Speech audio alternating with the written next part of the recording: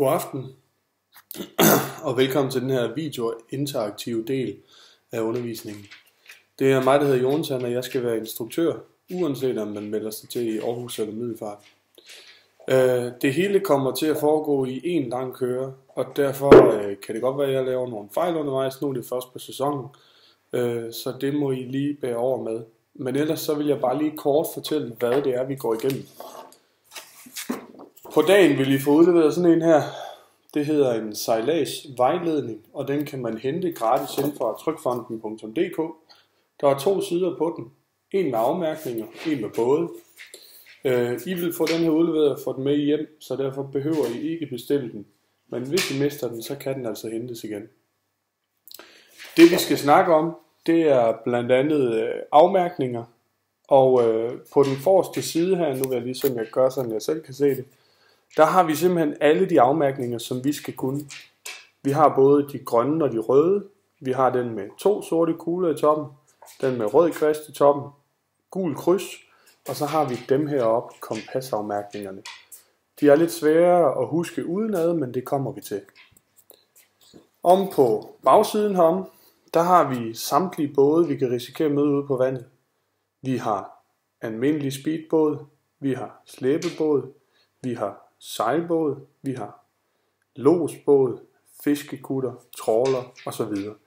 Dem med mørk baggrund heroppe, det er om natten, og derfor er der lys på. Dem med lys baggrund, det er hvis vi møder dem om dagen, og derfor har de det, der hedder dagsignaler. Og dagsignaler, det er i form af figurer, enten trekanter eller firkanter eller kugler. Så har vi nogle vigeregler. Dem tror jeg faktisk ikke, jeg vil gå så meget igennem, fordi det er ret standard. De er ikke så svære at huske udenad.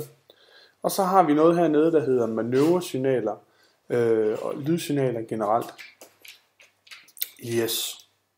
Men hvis vi starter stille og roligt ud, så vil jeg egentlig bare lige først, inden jeg går i gang med det her, fortælle, at uanset hvor godt man sætter sig ind i det materiale her, hvor godt man kender til søfartsreglerne, så er det i sidste ende vores sunde fornuft, der er det vigtigste.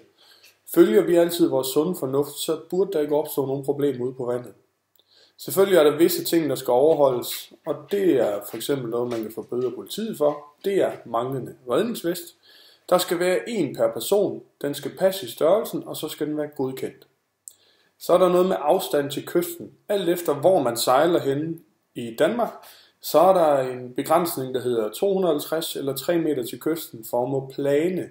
Og når man planer, jamen det vil så sige, at båden planer ud, og at man er oppe i en højere fart. Generelt gælder det, at alle må sejle tættere på end det, hvis bare man ikke planer. Og hvis man ikke planer, så er farten typisk nede på mellem 5 og 8 knop. Og 5 knop skal man regne med gælder, lige så snart man er tættere på en 250 meter, uanset hvor man er. Søer og nogle åer, jamen de har deres egne regler. Og Silkeborgsøen for eksempel, det er 3 knop eller 5 knop på det dybe. Og der må man på intet tidspunkt plane. Så er der noget med, at man skal have et speedbådsadvokat. Det ved jeg ikke, om I har hørt om. Men det skal man altså. Og bøden for at sejle uden, jamen den er 5.000 kroner. Bliver man taget igen, jamen så er det 5.000. Bliver man taget 3. gang, jamen så er det 7.000 kroner. Og så mister man båden. Så det er selvfølgelig ikke så sjovt. Så er der promillegrænser. Jamen den er 0,5 ligesom i bil. Bliver man taget med en promille på over 2,0, så ryger båden med det samme. Ingen spørgsmål. Godt. Jamen lad os gå stille og roligt i gang. Jeg prøver at se, om jeg kan få det billede her vist. Det er et billede over Danmark. Og på det her billede, jamen der kan I se, der er tegnet en masse pile ind. Nu vender det garanteret forkert. Men I kan da trods alt stadigvæk se, at det er Jylland, Fyn og Sjælland. Pilene fortæller, hvornår man er for det, der hedder indadgående. Og når man er for indadgående, jamen så har man grøn sideafmærkning, det hedder sideafmærkning af dem her, på styrbords side, og den røde på bagbords side. Sejler man derimod mod pilene, jamen så er man ikke længere for indadgående, så er man for udadgående, og derfor er det omvendt. Så er det rød på styrbords side og grøn på bagbords side. Sejler man ind i en fjord, ind i en vig, ind i en havn, jamen så er man altid for indadgående, og derfor har man altid den grønne på styrbords side. Hvad angår de her 2 her, jamen skal man altid have den grønne på styrbords side? Nej, det skal man ikke. For det første, jamen hvis man er for udadgående, jamen så er det jo lige pludselig omvendt. Er man for indadgående, jamen, så er den grønne på styrbordsside. Og de grønne og røde her, jamen, de hedder sideafmærkninger, og grund til, at de hedder det, det er, fordi de altid står i siden af en sejlrende, eller siden af et eller andet.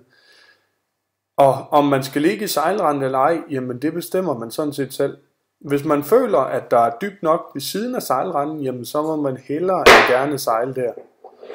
Sejler man et sted, man ikke har været før, jamen så er det selvfølgelig en god idé at placere sig inde i sejlranden, fordi ellers så ved man jo ligesom ikke, hvor dybt der egentlig er.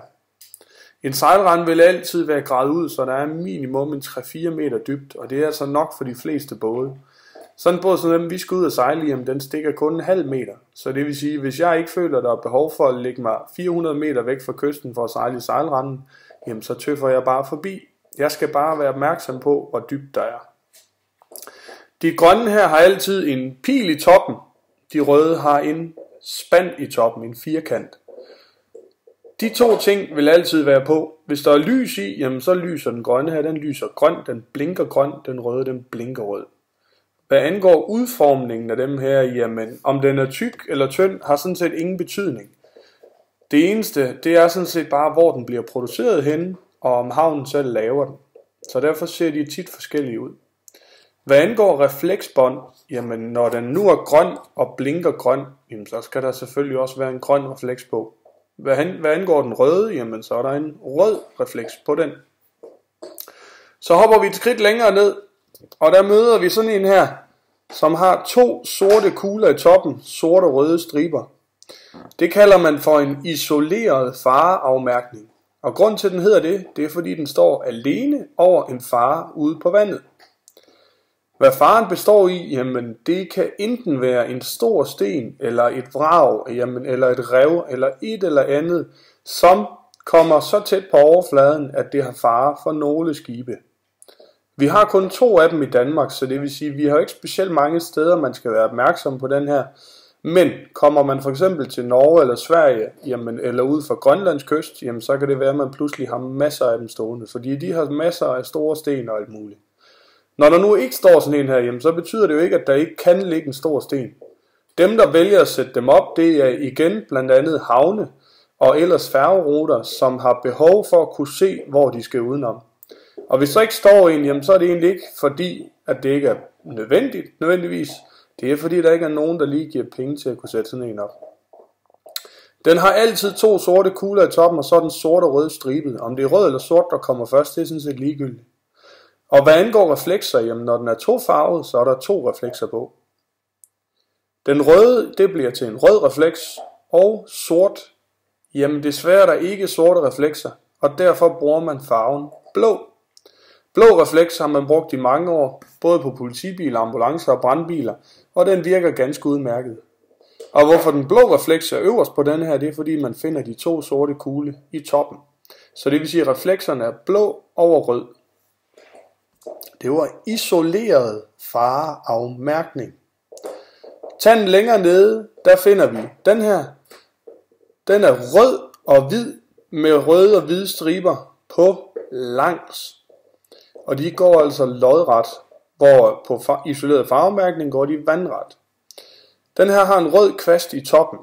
Den bruger man typisk til at stille i midten af et farvand. Om det er midt i en sejlrende, midt i et trafiksepareringssystem, midt i en fjord, midt i en kanal, midt ude foran en havn, så har det altid et eller andet med midten at gøre. Og når det nu har noget med midten at gøre, jamen, så har man selvfølgelig valgt at kalde det for en midtfarvandsafmærkning. Og en midtfarvandsafmærkning, jamen den skal man så vidt muligt altid have på sin, og nu får I lige mulighed for at sige det for jer selv, bagbordsside. Det er fuldstændig rigtigt. Den skal vi altså have på bagbordsside, og for lige at gøre en ting klar, jamen bagbord det er venstre, styrbord det er højre. Og det er sådan set ligegyldigt, om man er for indadgående eller udadgående, så har man altid den her midtfarvandsafmærkning på bagbordsside. Godt. Reflekser på den her, jamen når der nu er rød på, så er det selvfølgelig en rød refleks. Nu er der også hvid på, og hvid refleks. Hvid refleks er ganske udmærket, det er faktisk den bedste af alle. Og derfor har man endda valgt, at den røde den skal være dobbelt så bred som den hvide. Jeg tror godt, I kan se det. Og det er simpelthen for, at man kan være helt sikker på, at den røde også kan ses. Ellers så vil den hvide overskinne, og så vil man ikke kunne se den. Nederst på siden her, der har vi nogen, der er gule med et gult kryds i toppen. Det hedder specialafmærkninger. Og en specialafmærkning, jamen den har vi stående rigtig mange forskellige steder. Den står både ved mineområder, det vil sige dumpningsområder. Den står ved lufthavne, ved badestrande, ved målestationer. Den står ved militærområder og skydebaner. Havvindmølleparker, arbejdsområder. Og så er der noget, der hedder havdambrug, hvor man for eksempel har muslinger eller østersopdræt. Den gule her, jamen, da der kun er én farve på, så er der også kun én refleks, og det er selvfølgelig en gul refleks. Hvis den kunne finde på at blinke, så blinker den, men sandt den også med en gul farve. Sådan en her, den hedder en specialafmærkning, og dem har vi faktisk masser af stående af. For at komme på den rigtige side, jamen, så er man faktisk nødt til at kigge i et søkort, eller på sin kortplotter GPS, for at finde ud af, hvordan man skal udenom den. Står der kun én, jamen så vil det i visse tilfælde være en målestation, og så er det jo egentlig bare sejle udenom. Lige så snart der står mere end en, så danner de her i de fleste tilfælde sammen med kysten et område. Så har man 2 af dem stående ude foran kysten, jamen så danner det pludselig en firkant. Det kan jeg lige prøve at illustrere her. Nu havde jeg jo lige taget tavlen med herhen. Så det vil sige, hvis vi har kysten hernede, og vi så pludselig ser 2 specialafmærkninger, der står her, jamen, da de her står ude foran kysten, jamen, så er der stor sandsynlighed for, at de hænger sammen. Og derfor tegner man sådan set bare lige sådan en firkant her, og herinde må vi altså ikke sejle. Det er forbudt område. Hvad området bliver brugt til, jamen det er ikke til at vide nødvendigvis, så skal man slå op i søkortet. I visse tilfælde, så vil vi kunne komme sejlende et godt stykke ude fra land, og så vil vi pludselig kunne se, at der står 4 af dem sådan her. Jamen så er det selvfølgelig ikke noget med kysten at gøre. Så er det selvfølgelig bare imellem de 4 her, vi ikke må bevæge os.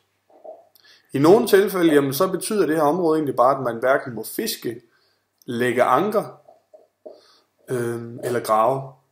Og hvor tit graver man lige, jamen det er et godt spørgsmål, men de 3 ting må man altså ikke herinde, og det gælder selvfølgelig især arbejdsredskaber eller arbejdsfartøjer. Yes. Det var altså en specialafmærkning. Helt gul kryds i toppen. Så har vi den sidste slags, og dem får jeg tit at vide, det er sgu de sværeste af dem. Og det vil jeg selvfølgelig være tilbøjelig til også at give jer ret i. Det hedder kompasafmærkning, Kompasafmærkninger, jamen dem har vi 4 forskellige af. Vi har en for nord, vi har en for syd, vi har en for øst, og vi har en for vest. Og igen må I lige undskylde, det hele det vender forkert. De er faktisk ikke så svære, når man først lige lærer lidt omkring dem. De har alle sammen pile på, og nu vil jeg lige gå helt tæt på, så man kan se det. Nord, den har 2 pile, der peger opad. Og man må ikke sige, at pilene peger nord på, fordi nord det er ikke opad. Nord det er langs jord- eller vandoverfladen. Så de her, de peger altså op i luften. Syd, jamen de har 2 pile, der peger nedad. Det er altså ned mod vandet. Øst, de har 2 pile, der peger væk fra hinanden. Det vil sige henholdsvis op og ned med den flade side mod hinanden. Og vest, jamen de har 2 pile, der peger ind mod hinanden. Godt. Og hvad betyder det så? Jamen det betyder jo, at vi i første omgang kan genkende dem, hvis der er pile på. Problemet for os er bare, at der ikke altid pile på. Og derfor har vi altså behov for at kunne genkende dem på andre måder også. Man har været så flink at farve dem alle sammen med samme farve. Og det er altså sort og gul. Forskellen er jo så bare, hvor den er sort og hvor den er gul. Men det er meget nemt, når man lige kan den her huskeregel. Og det er nemlig, at pilene peger derhen, hvor bøjen den er sort. Så det vil sige, peger begge pile opad, som på nord, jamen så er bøjen sort for oven. Og hvis den er sort for oven, jamen så er den gul det modsatte sted, det vil sige gul for neden.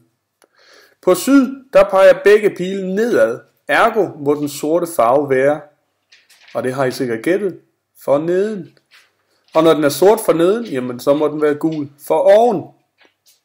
På øst, der har vi altså pile, der peger hver sin vej, det vil sige op og ned. Derfor må den nødvendigvis være sort, både for oven og for neden. Og når den er sort for oven og for neden, jamen, så er den jo nødt til at være gul i midten.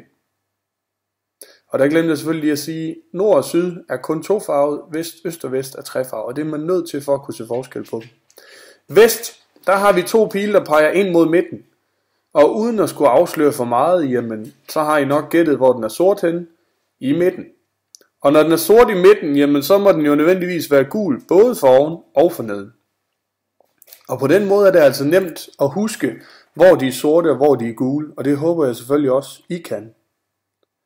Nu er det desværre ikke nok at kunne genkende dem i dagslys, det vil sige ud fra pile eller farver, og derfor er man altså nødt til at kunne genkende reflekserne også.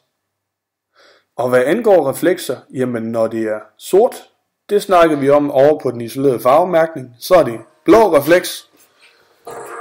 Når det er gul farve, jamen så er det gul refleks. Det snakker vi om nede på specialafmærkningen hernede. Så det vil sige blå og gul må vi bruge.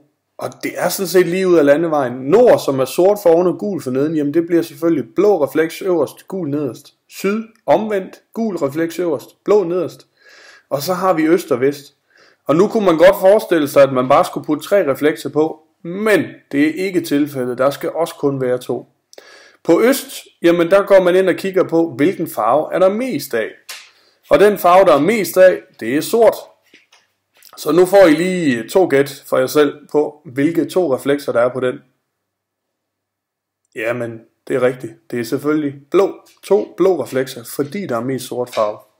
På øst eller på vest, der er der mest gul farve, så derfor har den 2 reflekser, som ligesom øst også har samme farve, og det er selvfølgelig gul. Godt. Så fik vi altså det på plads. Men for at det ikke skal være nok, så er der også lys på. Og hvad angår lyset, jamen så svarer det lidt til at have et armbåndsur på. Nord, det kigger man op af, det er 12. Ej, se, nu lavede jeg den første fejl. Fordi nord er jo ikke 12. Derimod er både vest, syd og øst de tal, der svarer til uret. Det vil sige øst, som står herover, som ved jeres håndled, er til højre. Der står 3, ergo blinker den 3 gange. Syd, som står nedad, jamen der står 6, ergo blinker den 6 gange. Vest, som står over til venstre, den står ved 9-tallet, og derfor blinker den 9 gange. 3, 6 og 9 ligger alle sammen ret tæt på hinanden, og for at kunne se forskel på dem, jamen der er man nødt til med den midterste hernede at gøre den en anelse anderledes. Og det gør man simpelthen ved, at man først siger, du blinker 6 hurtige gange, og så har den en lang på bagefter. Fordi den ene lange gør, at man ikke kan komme i tvivl om det kunne være en af de 2 her i stedet for. Der er ikke en lang på. Så det vil sige 6 hurtige blink efterfulgt af en lang. Øst, det er sådan set bare 3 hurtige blink, og vest, det er 9 hurtige blink. Nord, nu kommer jeg til at sige 12.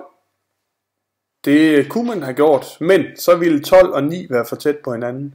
Så det man gør med nord heroppe, det er, at den faktisk bare blinker hele tiden. Den blinker simpelthen bare fra solen går ned til solen står op. Og det gør den 1 eller 2 gange i sekundet. Godt. Hvad man så skal bruge dem her til, jamen ligesom alle de andre, så er der selvfølgelig også en funktion. Og funktionen her, det er, at man skal kunne komme den rigtige vej omkring en forhindring. Eller et lavvande, eller et rev, eller et eller andet. Og det gør man ved at sætte en kompasomærkning op. Så det vil sige, når man møder en kompasomærkning, jamen så er man nødt til at kigge på sit kompas, for at komme den rigtige vej omkring. Møder man en kompasomærkning nord, der har 2 pile opad, sort øverst, gul nederst, blå refleks øverst, gul nederst, og blinker uafbrudt, jamen så skal man sejle nord om den. Det vil sige, den fortæller, at farvandet nordfor er sikkert. Møder man derimod en kompasomærkning øst, som har 2 pile, der peger hver sin vej, den er sort, gul, sort og har 2 blå reflekser grundet det sorte, jamen så skal man sejle øst om. Og øst, det kan kun være én retning, og derfor kan man ikke komme i tvivl. Der er altså ikke noget at tage fejl af, der er ikke noget rød og grøn, og det er ikke omvendt, når man sejler for udadgående eller indadgående, fordi øst er altid mod øst. Så på den måde bruger man altså kompasomærkningerne til at kunne navigere efter og komme den rigtige vej omkring forhindringen.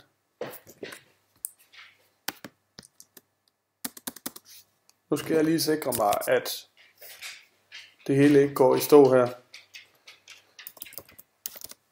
Det har jeg selvfølgelig ikke lige tegnet med, at skærmen ville gå sort. Godt.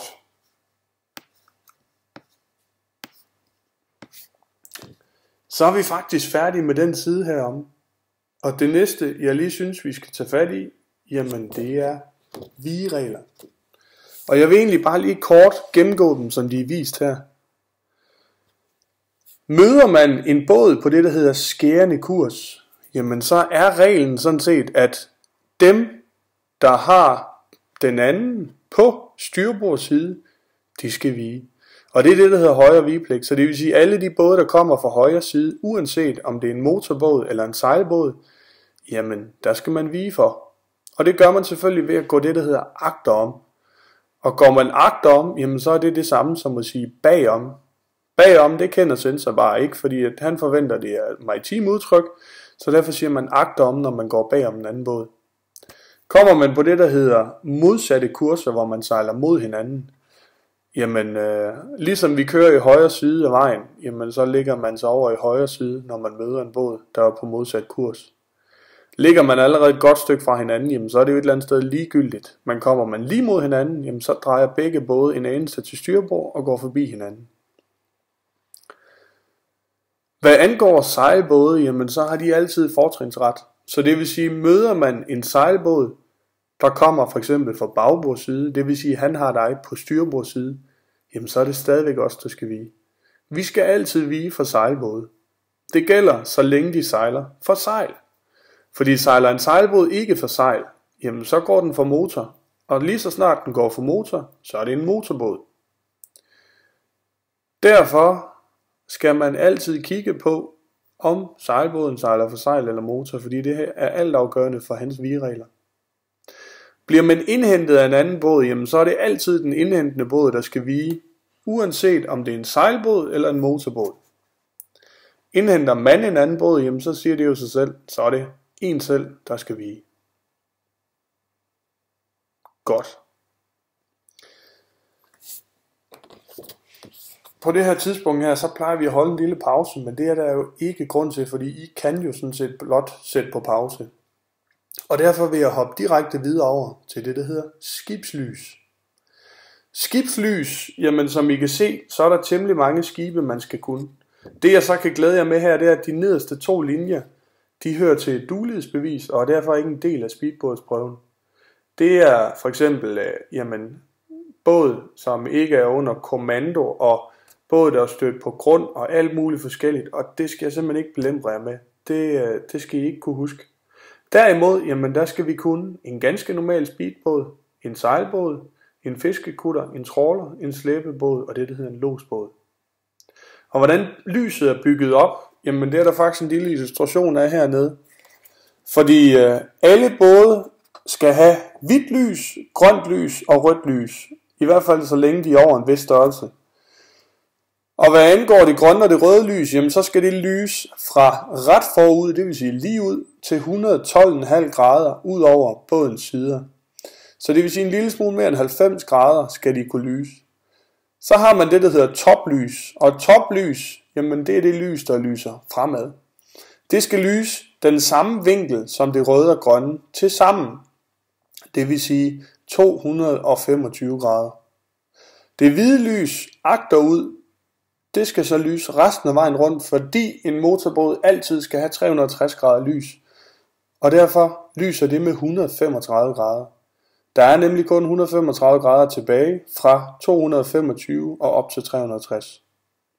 Og nu vil jeg egentlig også gerne lige illustrere det på den tavle, jeg har her, fordi det gør det nogle gange lidt nemmere for folk at kunne se det. Og jeg gør simpelthen det, at jeg tager både motorbåd og sejlbåd på én gang, så der slet ikke er noget at være i tvivl om her. Der er nemlig den lille forskel på de 2 både her, at de har ikke lige meget lys. Jeg har desværre, jeg har den grønne her, og den sætter jeg selvfølgelig på. Det var ned til 112,5, og det illustrerer vi sådan der. Den anden herovre, det er også ned til 112,5. Det prøver jeg at illustrere sådan der. Det kan I se. Det er fordi det er perfekt.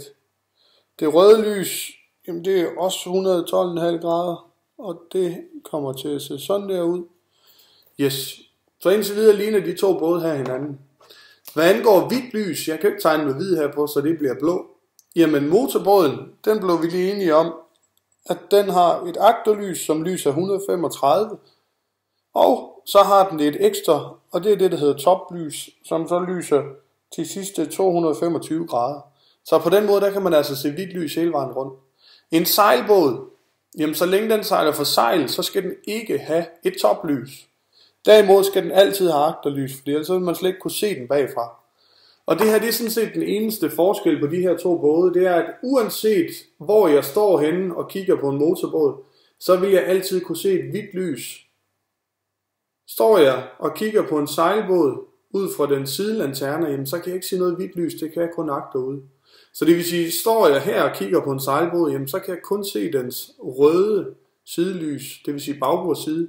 Står jeg herover og kigger på en motorbåd, jamen så vil jeg både kunne se rød og hvid. Ergo vil jeg kunne genkende en motorbåd på grund af det hvide lys. Står jeg foran en af de to både her, jamen så vil jeg kunne se begge sidelanterner, det vil sige både rød og grøn. Herover vil jeg så bare kunne se den hvide, og herover vil jeg ikke kunne se den hvide. Det er noget, der hedder vinkellys, så det vil sige, at lige så snart jeg bevæger mig fra midt ret forud, og så 1 grad over til siden, altså nu overdriver jeg lidt, men så forsvinder det grønne lys, og så er det kun det røde, jeg kan se. Så derfor kan jeg se lige så snart en eventuel båd, der er på kurs mod mig, drejer. Står jeg bag ved en af de to både her, jamen, som I kan se, så er der kun hvidt lys, og derfor kan jeg altså ikke se forskel på, hvilken type båd jeg indhenter. Lige så snart jeg kommer op på siden af den, jamen, så vil jeg så kunne se, er der hvidt lys sammen med sidelyset eller ikke. Er der ikke noget hvidt lys, jamen, så er det en sejlbåd. Er der hvidt lys, så er det en motorbåd. Godt. Er I med på det? Perfekt.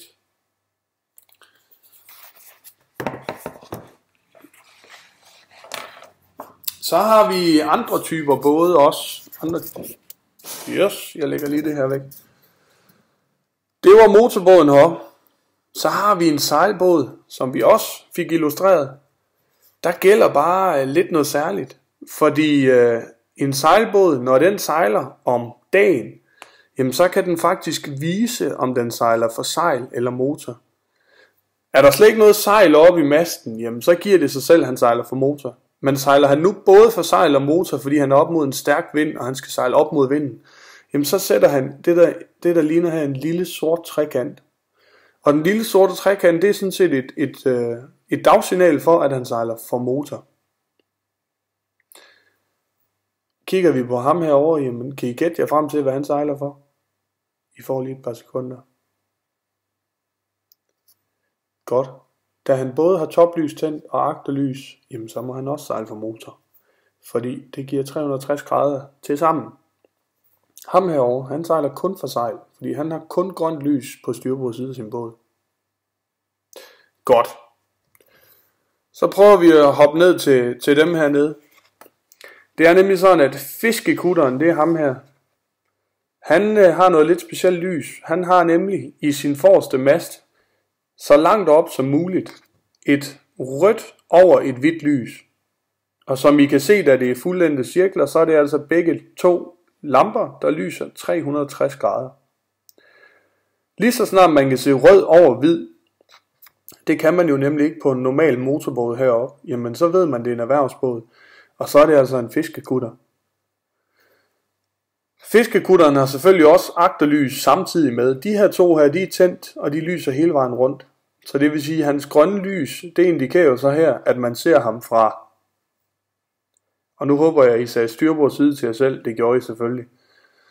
Den hvide lampe, der sidder her, det er en lampe, han tænder, hvis han har garn ude til den ene side. Så det vil sige, her vil man faktisk kunne se, at ham her, han ligger stille. Når han bruger sine redskaber, så er det ud fra siden af hans båd, det vil sige styrbord eller bagbords, eller styrbord eller bagbords side.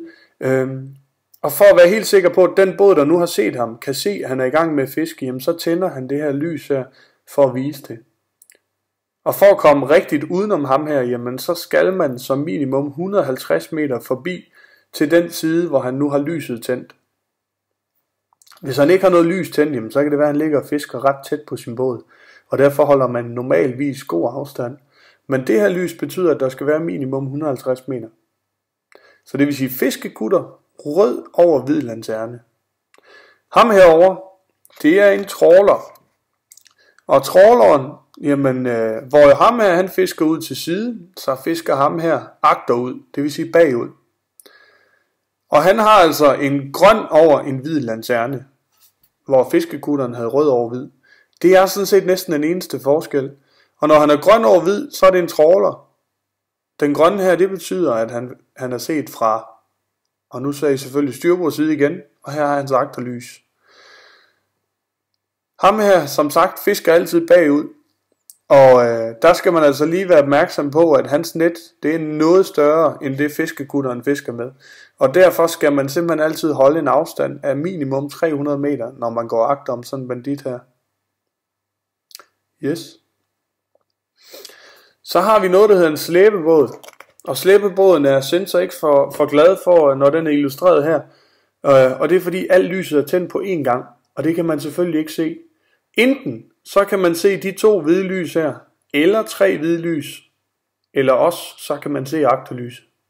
Og lad os nu for en god ordens skyld bare lige holde en finger over her, fordi man kan ikke se det hele på én gang. Hvordan kan jeg gøre det bedst? Det gør jeg. Det skygger for meget. Det gør jeg sådan her så. Så det vil sige, hvis jeg ser ham her fra siden af, så vil jeg kunne se enten 2 eller 3 hvide lys over hinanden, samtidig med et grønt sidelys. Og når der er 2 eller 3 hvide lys over hinanden, så betyder det, at ham slæbebåden her, han er på arbejde. Og når han er på arbejde, jamen så trækker han en anden båd. Så det vil sige, uanset om der er 2 eller 3, så er der altså en båd bagved. Den eneste forskel er, at når der er 2 hvide lys, så er det fordi, der er under 200 meter fra agter til agter. Er der 3 hvide lys, jamen så er der over 200 meter fra agter til agter. Og fra agter til agter, det er selvfølgelig bagenden af hans båd til bagenden af den båd, han trækker. Den båd, han trækker her, der skal selvfølgelig også være lys på, hvis det selvfølgelig er muligt. Godt. Hvis man ser slæbebåden agterfra, så er der altså ikke noget sidelys eller toplys at se. Og derfor så kan man kun se de her. Og havde det nu kun været et hvidt lys, jamen så kunne det lige så vel have været en motorbåd eller en, lad os se, sejlbåd her. Men der er nu et gult over. Og slæbebåden er den eneste båd, der har lov til at bruge et gult lys. Der er ikke andre både, der bruger gult lys. Så det vil sige, ser man et gult over et hvidt lys, så er det altid en slæbebåd set agterfra. I det her tilfælde her, der vil vi faktisk godt kunne risikere at se både hans agterlys, ikke hans sidelys samtidig, men og hans agterlys. Så det vil sige, vi indhenter altså en båd, og den båd, en båd, der bliver slæbt. Når vi så kommer op på siden her, jamen, så begynder vi at kunne se, hvor langt var der egentlig fra den ene båd til den anden. Og er der 2 hvide lys, så var der, og nu sagde I selvfølgelig under 200 meter. Er der 3 hvide lys over hinanden, jamen, så er der over 200 meter. Vi tager lige hurtigt det her med, fordi ser man en slæbebåd i dagslys, for at vise, at han er en slæbebåd, nu kan han jo selvfølgelig ikke have lyset tændt. Jamen hvis man ikke kan se det, så kigger man på ham, og så ser man, at han har det, der hedder en diamant. Og den har han suret fast et eller andet sted til sin mast. Hvis det er muligt, så har man altså også en diamant på den båd, der bliver slæbt. Fordi på den måde, ud af måske 10 både, der sejler bag ved slæbebåden, så ved man, hvilken båd, der hører til. Og hvis der nu er 10 både bagved, så kan det være, der er en, der ligger 50 meter fra. Og derfor skal man selvfølgelig ikke med det samme gå ud fra, at man bare kan gå agter om den. Man er nødt til at gå agter om den båd, der nu har en diamant på os. På samme måde hernede, der har vi dagsignal på trawler og fiskekutter. Så længe man har de her 2, og dem kan I selvfølgelig genkende fra en kompasafmærkning vest. Og nu springer vi lige. Kompasafmærkning vest, det var sådan en her. Den havde 2 pile, der peger ind mod hinanden. Den er gul, sort, gul, fordi pilene peger mod midten, hvor den er sort.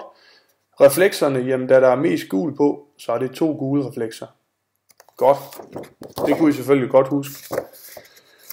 Og ham her, han har 2 trekanter, der peger spids mod spids. Det betyder, at det er et fiskefartøj. Hvis han ikke har andet end det, jamen, så er det bare en ganske normal fiskekutter. Undskyld. Endnu en fejl. Så er det en trawler. Eller en fiskekutter. Man kan ikke se, hvad det er, men den bevæger sig. En trawler er nu altid et kæmpe fartøj i forhold til en fiskekutter, så I er ikke i tvivl. Men den lille sorte trekant her, det betyder, at han er net ude til den ene side. Og det kan man jo så tydeligt se, højst sandsynligt, hvad side det er, og derfor går man selvfølgelig til den modsatte side. Godt. Det går jo forrygende det her. Normalvis tager vi den ikke engang med, men fordi vi er så hurtige, så tager vi lige lodsbåden med her. En lodsbåd, jamen den fragter en lods fra havnen til det skib, han skal hjælpe med at manøvrere ind i havnen. Og en lodsbåd har ikke nogen særlige forhold. Der gælder ikke nogen særlige forhold omkring den, fordi han har ikke lov til mere, end vi har. Hvor fiskekutteren og trawleren lidt hører under den regel, der hedder lyst, vi og forbrød, jamen så er der ikke noget, der hedder det med lodsbåden. Den eneste måde, vi kan genkende ham på, det er ved, at han har et hvidt over et rødt lys oppe i toppen af masten. Og det er jo altså modsat den her over, som er rød over hvid. Og der er også en lille engelsk ramse, der hedder red over white. Det er en fisher at night. White over red, pilot ahead. Så ham her, han sejler altså ud til de både, der skal have hjælp med at komme ind. Godt. Er I friske på mere? Fordi der er lige en lille smule tilbage. Det var godt at høre. Vi har nemlig også noget, der hedder tågesignaler. Og tågesignal, jamen det er, hvis man sejler i tåge, så har man behov for tågesignaler.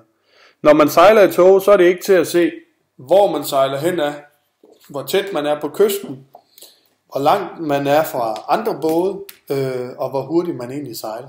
Så det vil sige, at der er mange ting, der gør sig gældende, når man sejler i tåge.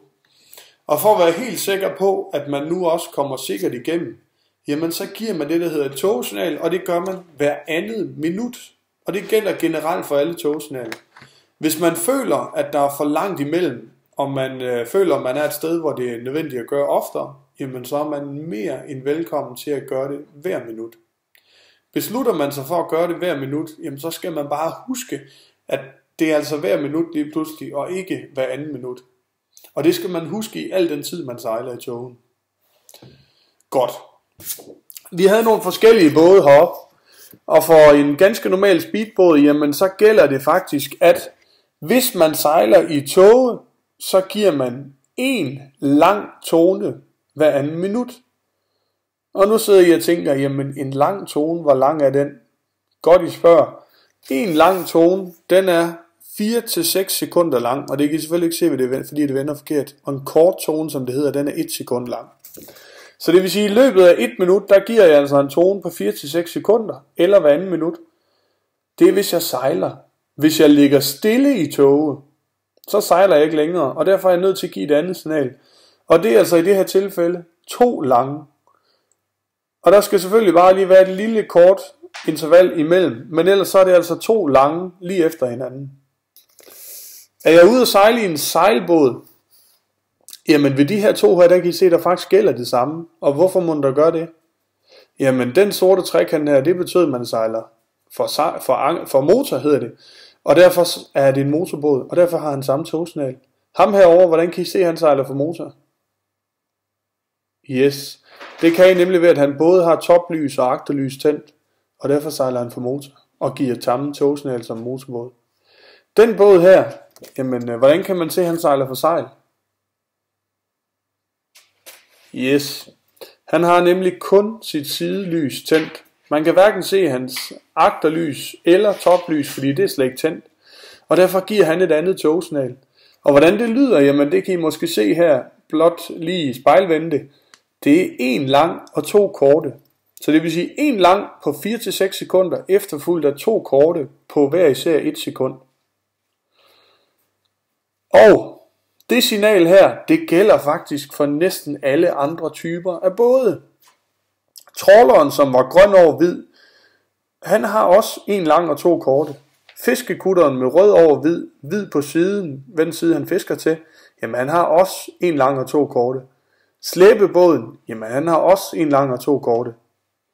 Så kan vi så se her, hvor slæbebåden, jamen slæbebåden giver 1 lang og 2 korte. Den båd, der bliver slæbt, han er den eneste, der varierer, og derfor giver han 1 lang og 3 korte. Og det er simpelthen for, at man kan høre, at de her 2 både hænger sammen.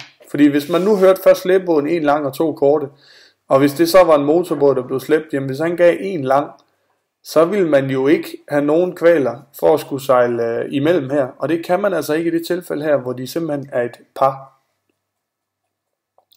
Så det vil sige en lang, hvis man sejler i en speedbåd, 2 lange, hvis man ligger stille i en speedbåd. Sejler man i alt andet, eller ligger stille for den sags skyld, jamen så er det 1 lang og 2 korte. Godt.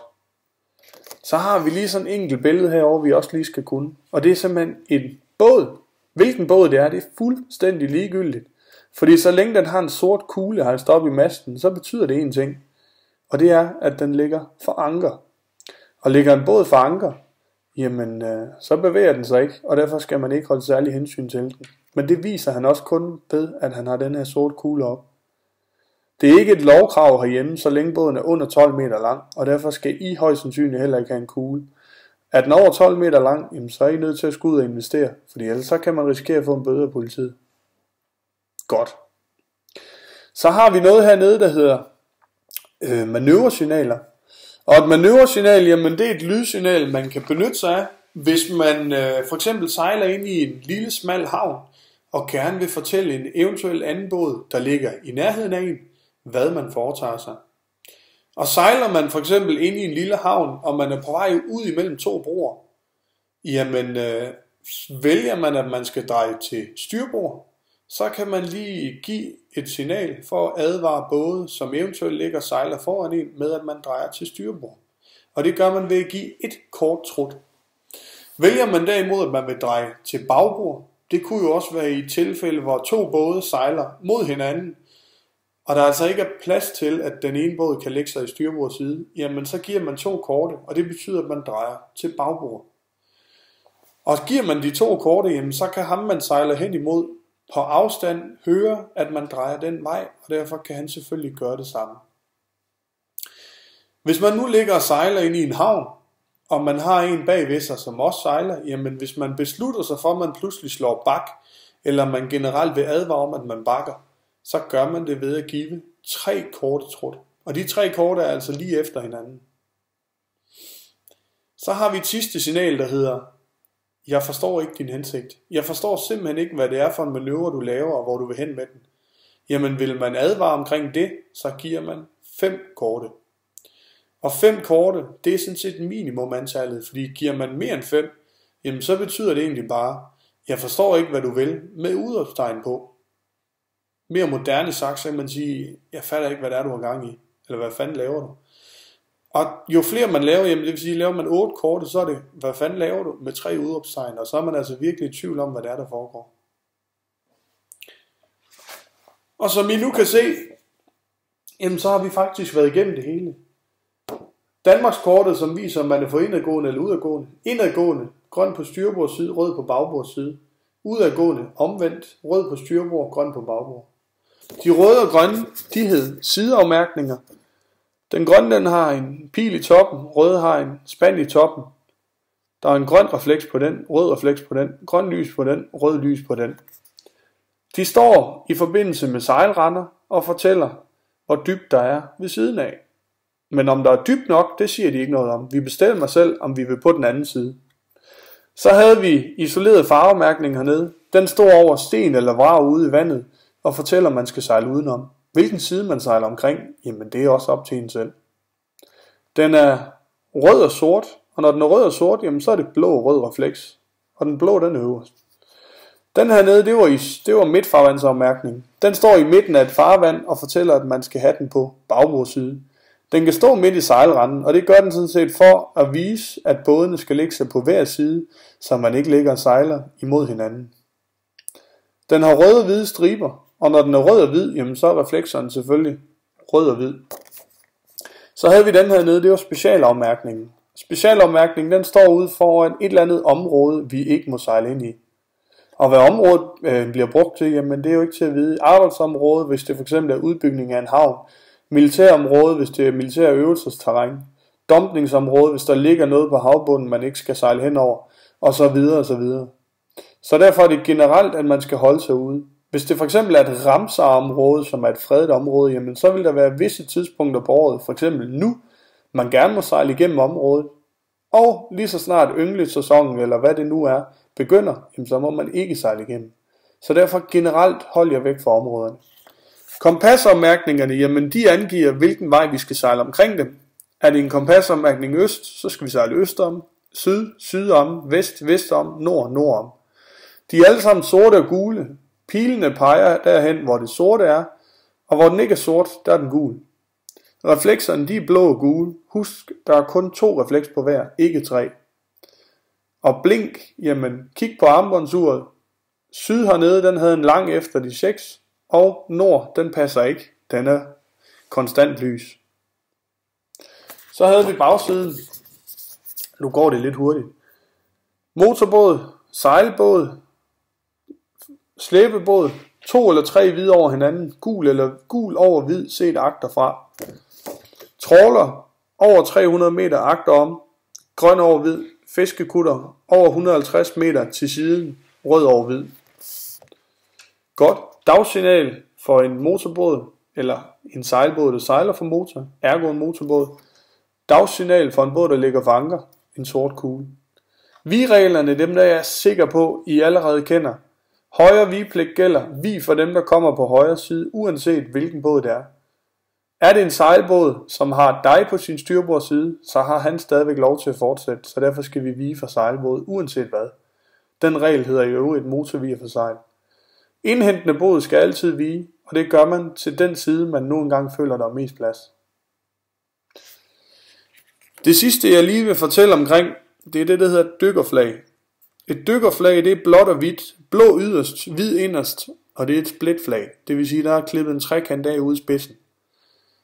Den har man tit stående i forbindelse med, ja, selvfølgelig i forbindelse med dykker, men den kan stå såvel alene, som den kan sidde på et skib. Ser man sådan en her, jamen så skal man holde en afstand af, og det er ikke fordi, at jeg ikke ved det, det er fordi, I lige skal have lov at svare, det er 300 meter. Så det vil sige, om båden, om det er der, den sidder, jamen så er det 300 meter til båden. Står den alene ude på vandet, så er det 300 meter til den. Kan man ikke komme 300 meter omkring på grund af kystlinjen, jamen så må man holde den afstand, man nu engang kan, og så sørge for at holde farten yderligere nede, så man ikke kommer for tæt på. Ja. Er der mere, I føler, I skal vide, så er I velkommen til at spørge, når vi nu ses. Fordi hvis jeg ikke ved det, jamen så er vi der flere til at dele bekymringer omkring det. Jeg underviser også i duelighedsbevis, hvis der er nogen, der skulle have lyst til det. Og der er der jo et eller andet med, at man skal kunne udregne, hvor meget man for eksempel afdriver på grund af strøm og vind osv. Der er noget, der hedder misvisning og deviation på kompas. Der er lidt omkring de forskellige typer både, som vi ikke har haft. Og så er der noget, der hedder båker.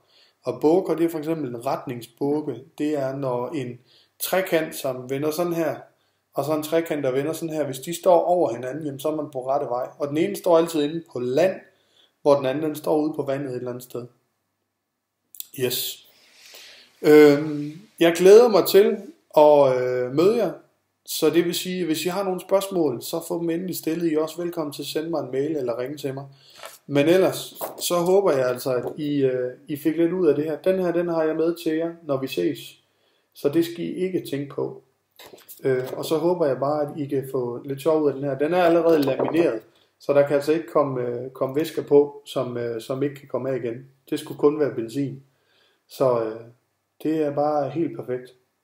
I må endelig også sige til, hvad I synes omkring videoen. Nu ved jeg godt, at jeg ikke har været så god til sådan ligesom at have tegnet tingene på forhånd og sådan noget. Men jeg håber, I har kunne se illustrationerne, og ellers får I selvfølgelig mulighed for at gøre det. Jeg vil sige, at når vi mødes, så skal vi lave det, der hedder en mand over bord øvelse, og vi skal lave det, der hedder et nødstop. Det skal i hvert fald vises, hvad det er. Det er ikke altid vejret er til det. Og så skal vi lave tillægning inde ved kaj. En mand over bord øvelse, jamen det går sådan set ud på, at der er en dukke, der bliver smidt over bord, så skal vi have ham samlet op igen. Og det vigtigste her, det er, at man skal samarbejde. Så det vil sige, uanset om man kender hinanden eller ej, jamen så er det vigtigt, at man kan samarbejde på tværs. Og jeg skal selvfølgelig gøre mit bedste for at gøre det så nemt som muligt, og hjælpe jer så meget som muligt. Yes.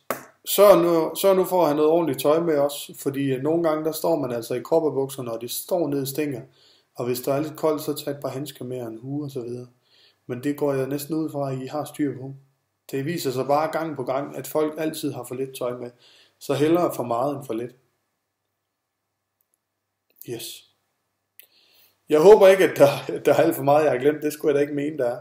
Men ellers så snakker vi om det. Det er godt. Hej hej.